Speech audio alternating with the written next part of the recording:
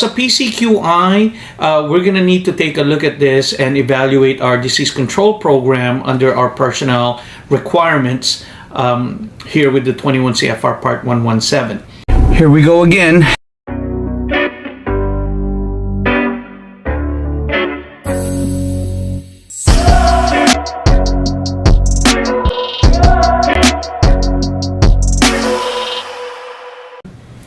Hello again, PCQI, and welcome back to our channel all about compliance. In today's segment, we're going to be dabbing on some GMP training for our food sector under personnel, and disease control is going to be our topic. So this one is per 21 CFR Part 117, current good manufacturing practice, hazard analysis, and risk-based preventive controls for human food, as we all know, is CGMP HARP-C.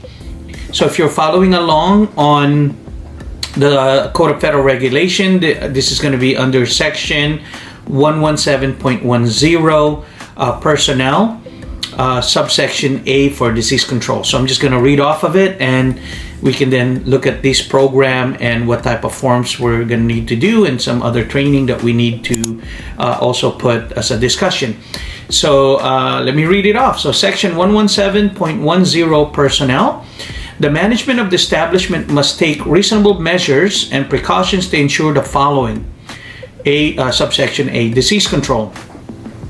Any person who by medical examination or supervisory observation is shown to have or appears to have an illness, open lesion, including boils, sores, or infected wounds, or any other abnormal source of microbial contamination by which there is a reasonable possibility of food contact surfaces, or food packaging materials becoming contaminated, must be excluded from any operations which may be expected to result in such contamination until the condition is corrected, unless conditions such as open lesions, boils, and infected wounds are adequately covered. Example by an impermeable cover. Personnel must be instructed to report such health condition to their supervisor. So that's the subsection A under disease control. So as a PCQI, we're going to need to take a look at this and evaluate our disease control program under our personnel requirements here with the 21 CFR Part 117. So first things first is, does our program or policy or procedures, does it include reporting to supervisors? So that's one thing, right? Because that's a requirement there. Now let's take a look at the role of a supervisor, for this. So if you are a supervisor, what is your action item? Do you have to create questionnaires? Are you violating HIPAA violation by asking somebody about their medical condition, right? So there's a little bit of pushback when it comes to these type of forms that we're going to be discussing, and some of those is a health declaration form, right? As in compliance, there's also the HIPAA on the other side for your privacy as a person. But what we're looking at here, let's kind of, put this on the table, is any person who by medical examination or supervisory observation is shown to have or appear to have an illness, open lesion, including boils, sores, or infected wounds, or any other abnormal source of microbial contamination. Right? So that's kind of like where the topic is.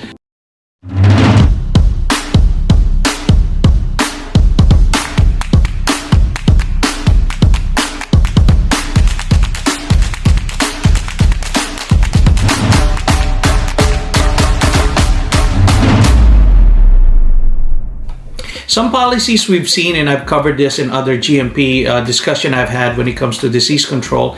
And what is your policy if somebody does have a sniffle, right? Do you just send them home? What does that look like? Or, do you have them work somewhere else where there are no open products? Maybe they're doing some warehousing work, right? I know it's also in consideration, like, some companies that we consult with, they said, well, Arnel, where it's we don't have enough manpower, we're short, due to the pandemic, or due to the market, we're short-staffed.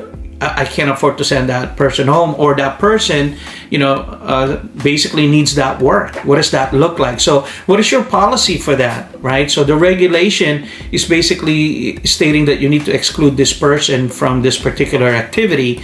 So do you have other activity this person can perform, right? And not violate this section of the GMP requirements for you. So these are the type of things as a PCQI we need to take a look at those, okay? The other part is they said reporting. So every time I see that on a Code of Federal Regulation, for me that just rings document, records, forms. What am I using? So as a PCQI, when you read these things, take a look at those and says, yeah, how am I documenting this process? So for the visitor log, I get it, right? Somebody comes in and I can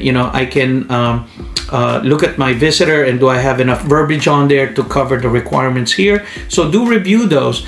And then when your team come in, when they're coming in through the employee lounge, do they their sign-in sheet, or however they're doing that, are they declaring this every day?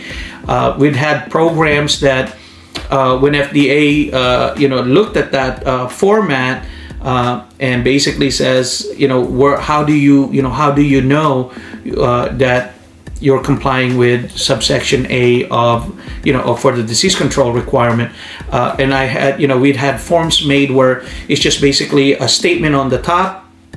And it's just a general statement, and people would just say yes or no, and it's verified by a supervisor at that point, or a manager, for that day, and they just do that, constantly. And if they are feeling, ill, and they don't want to declare it into that document, there's instruction there to report immediately to their direct supervisor or manager, to discuss that in private. So. So you also have that part, and then that supervisor or manager will have his own set of forms, confidential, or that could be available upon request. So there's a lot of ways of doing compliance, for this part. So I've mentioned the questionnaire. So there's some that these are already automated, where those type of verbiage are there. Some of them are still on binder format. So whatever format you're looking at, review your questionnaire in alignment to this requirement. Now they also mention here for the infected wounds are adequately covered, right? Open lesion and boils are adequately covered.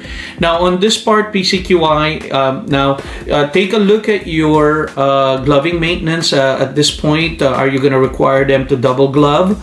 Or are you gonna have them, wear a bandage, or what does that look like? Have you considered your first aid kit as well as having all of these,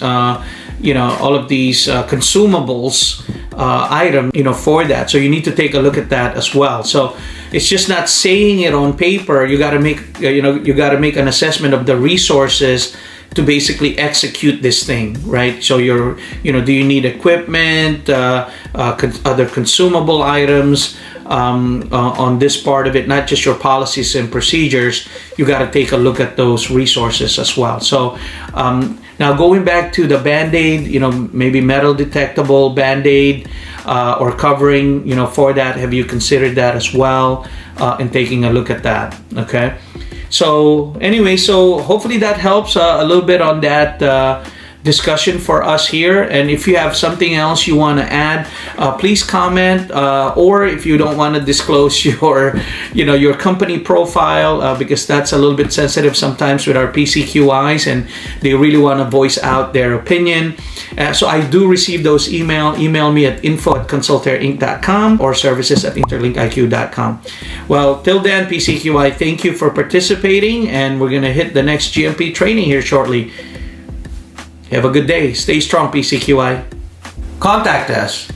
And don't forget to share, like, and subscribe. Thanks again, PCQIs. Have a good one.